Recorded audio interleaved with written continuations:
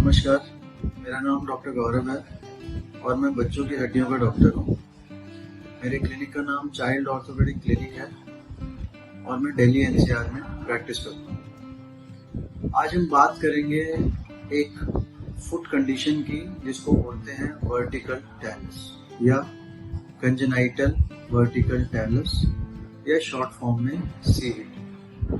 तो नॉर्मली हम देखें तो हमारी जो लेग है उसकी दो बोन्स होती हैं, टिबिया और फिबुला, और जो हमारा फुट है उसमें 26 बोन्स होती हैं। जो लेग को फुट से कनेक्ट करती है उस बोन को बोलते हैं टेलस। ये लेग की जो बोन्स हैं टिबिया और फिबुला उनके साथ एक जॉइंट बनाती है और फिर फुट की बोन्स के साथ जॉइंट बनाती है, और ये कनेक्शन है, एक ब्रिज है फुट और लेग के बीच में।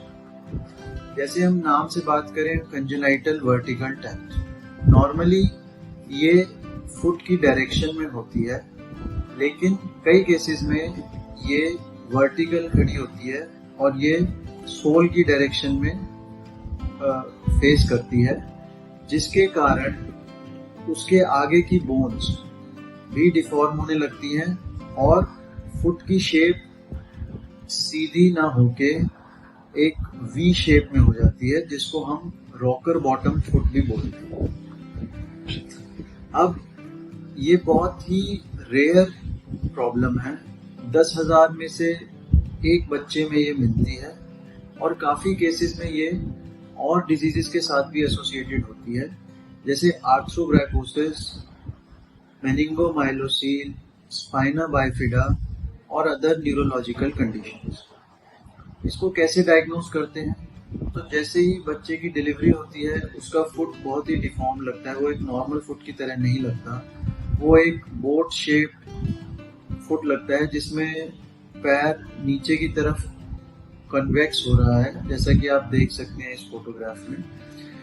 और अगर हम उस बच्चे के एक्सरेज करते हैं तो एक्सरेज पे भी हम टेलस को आइडेंटिफाई कर सकते हैं और कुछ एक रेडियोलॉजिकल एंगल्स और लाइंस ड्रॉ करके ये देख सकते हैं कि वो टेलस की जो अलाइनमेंट है वो डिस्टर्ब है। क्लिनिकल एग्जामिनेशन से भी हम महसूस कर सकते हैं कि जो हेड ऑफ टेलस है वो सोल की तरफ फेस कर रहा है और जिसके कारण सोल में एक बोनी प्रोमिनेंस है। इसको करेक्ट करना बहुत जरूरी है। अगर हम इसको करेक्ट नहीं करेंगे तो ये फुट और डिफॉर्म और कॉन्ट्रैक्टेड और टाइट होता जाएगा और बच्चे को चलने में पेन होगा, डिफिकल्टी होगी और उसके सोल में भी कुछ एक कैलोसिटीज और थिकनिंग्स बन जाएंगी।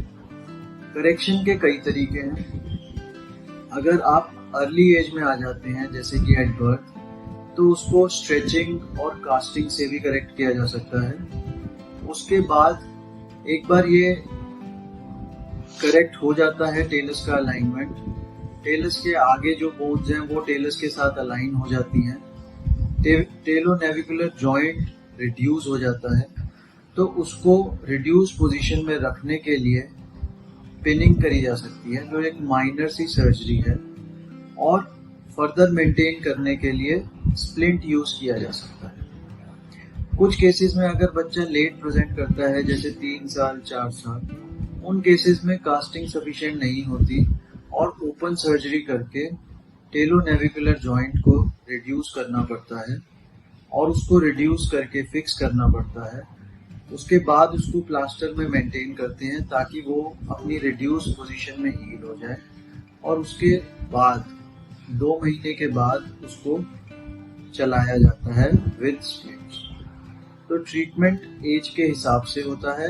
अर्ली एज में प्लास्टर से ठीक हो जाता है, लेट एज में सर्जरी करना पड़ता है। अब कुछ कॉमन क्वेश्चंस की बात करते हैं। तो पहला कॉमन क्वेश्चन है कि वर्टिकल टैलस और फ्लैट फुट में क्या डिफरेंस है। वर्टिकल टैलस एक कंडीशन है जिसमें टैलस और navicular bones completely irreversibly dislocated हैं, मैल अलाइंड है। इसको आप पैसिवली करेक्ट नहीं कर सकते हो और इसको मैनिपुलेट करके या कास्टिंग या सर्जरी से ही करेक्ट करना पड़ता है ग्रेजुअली। फ्लैट फुट एक कंडीशन है जिसमें टेलस का अलाइनमेंट वर्टिकल होता है, बट वो पैसिवली स्ट्रेचेबल और करेक्टेबल होता है, और जब वजन नहीं पड़ रहा होता तो भी वो अलाइन हो जाता है, करेक्ट हो जाता है। तो फ्लैट फीट एक लेस सीवियर फॉर्म है, करेक्टेबल फॉर्म है वर्टिकल अलाइनमेंट ऑफ टेलस की, और फ्लैट फीट में काफी केसेस में सर्जरी की जरूरत नहीं होती, जबकि वर्टिकल टेलस में ऑलमोस्ट हर केस में सर्जरी की जरूरत होती है। फ्लैट फीट 30% ऑफ अडल्ट्स में कॉमनली देखा जाता है, और बच्चों में तो उससे भी ज्यादा कॉमन, लेकिन वर्टिकल टेलस 10,000 में एक बच्चे को मिलता है, ये इतना रेयर है। वर्टिकल टेलस में कई बार मसल डेफिशिएंसीज भी होती हैं, लेकिन फ्लैट फीट में यूजुअली मसल डेफिशिएंसीज नहीं होती। फ्लैट फीट का लॉन्ग टर्म रिजल्ट अच्छा है, जबकि वर्टिकल टेलस में इवन आफ्टर सर्जरी कई बार रिलैप्सेस हो जाते हैं। तो ये कुछ कॉमन डिफरेंसेस हैं वर्टिकल टेलस और फ्लैट फीट। फिर एक कॉमन क्वेश्चन आता है, क्या सारे वर्टिकल टेलस में सर्जरी की जरूरत है?